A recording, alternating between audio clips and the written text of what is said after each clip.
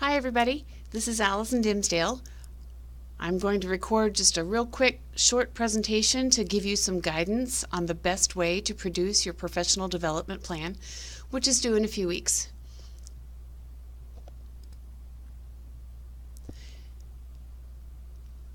If we do this project well, I really do believe that it will be useful to you when you graduate and as you become a novice advanced practice registered nurse.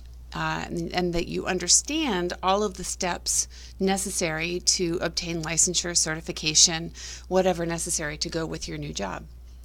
So this slide just shows you some words that you may come into contact with as you put your presentation together. This one is a little bit geared towards nurse practitioners, but there obviously are all kinds of advanced practice registered nurse roles that involve a master's or a doctoral degree. These are just a couple of the things that you may run into. You'll see this on your syllabus, and this is really the purpose of the assignment.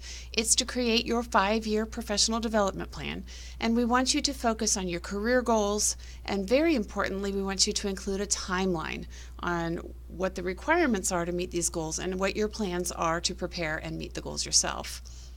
So for example, if you have to become licensed and board certified, for example, if you're going to be a nurse practitioner, we want you to talk about how you are going to study for the board certification. I want details like what it's going to cost, what the steps are to become certified in the state that you intend to practice in, etc. The nice and fun thing about this particular project is that creativity is encouraged. I know you all have just finished working really hard on your professional practice dilemma paper. This project is really different, and in the past students have very much enjoyed working on it. So we want you to pick a format, any format, that you think is going to be fun to do, but that will also be useful to you in the future. We want you to bring this out right before you graduate and review it again to make sure that it's relevant and essentially use it as a blueprint for your next steps. And of course, when we talk about the 5-year timeline, it's approximate. If you want to start now, that's okay. If you want to start 6 months before you graduate, that actually might be more useful to you, because I'd like to see you go out a couple of years into your practice so that you understand that your education and preparation doesn't stop at that point. In terms of how you actually put this together, the sky's the limit. You could submit an APA formatted paper to me if you wanted to. That's fine. You can create a timeline, a mind map. You could do a YouTube video. We've had some of those that were great.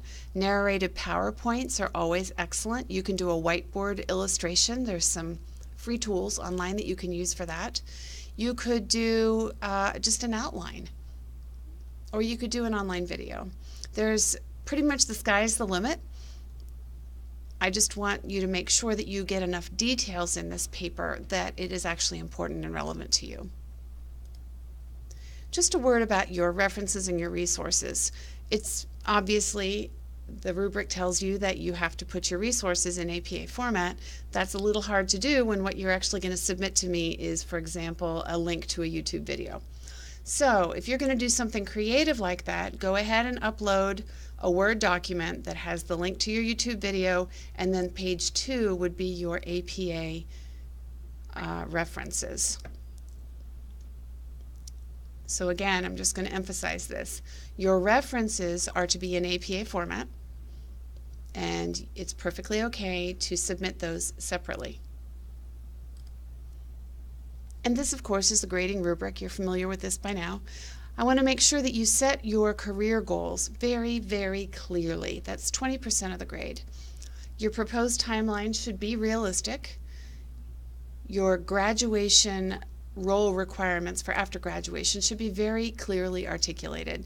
And when I say that I'm looking for specific examples for your professional development, what I'm looking for are things like, I understand that in the state that I'm working in, I'm going to need 50 CME credits per year. I plan to get AMA Category 1, and these are the places I'm going to go for my CME. I'm going to fund this with a CME allowance that I expect to get from my first position.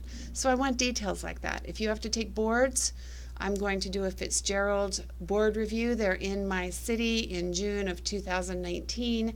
It's going to cost me $550 and will take 2 days. And I plan to start my studying 4 months ahead of time and outline a study plan. Those are the kind of granular details that I'm looking for, because when it actually comes time for you to do this work, you're going to need to be that granular yourself. So again, lots and lots of specifics, please.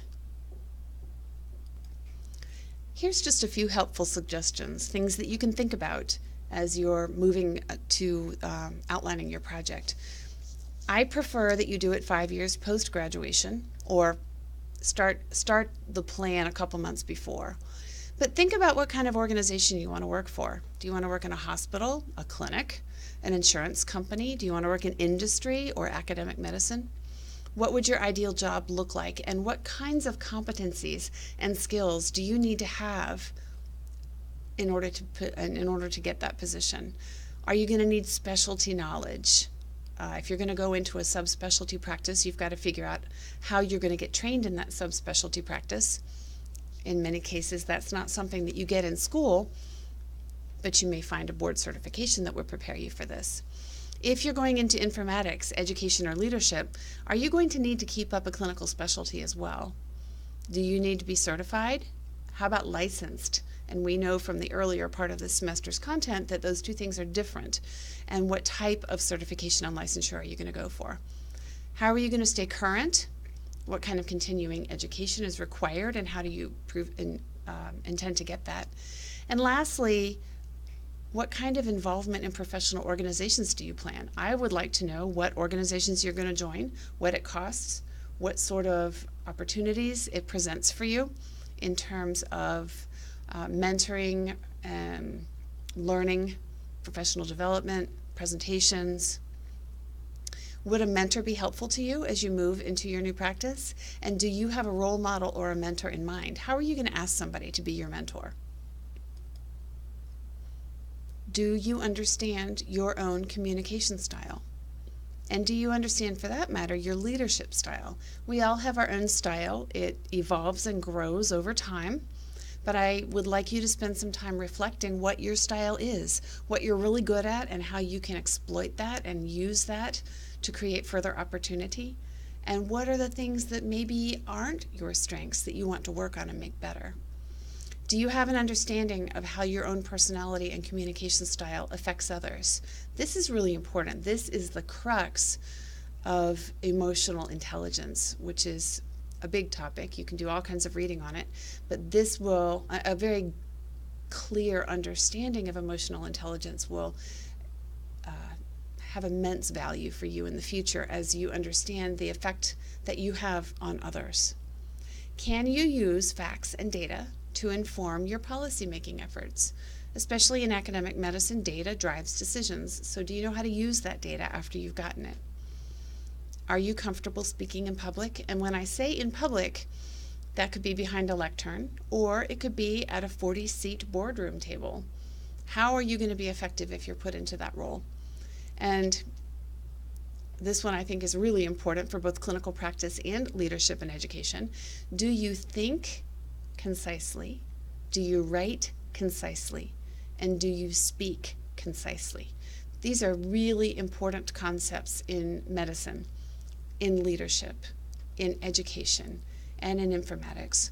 People don't have the time to listen to wordy, long, random, rambling explanations. They want the bullet points, and they want it to make sense to them, and they want it to be all tied up so that they don't have to sift through it and figure out where the important points are. One of the most important things that you can learn to do, whether you're giving a report on a patient or writing an article or teaching a lecture, is how to be concise and clear. This is one of the reasons that we give you the 300-word count limit on your discussion board posts. I know those have driven you crazy, but it's a somewhat painful yet important lesson in what's going to be required later. And again, just like I told you at the beginning of the semester, this for you is right around the corner. So keep your eye on this prize you're going to be approaching your 5-year plan before you know it. I really want to make sure that you understand what is required for your particular career path and for your particular state. They're all different. We've talked about this.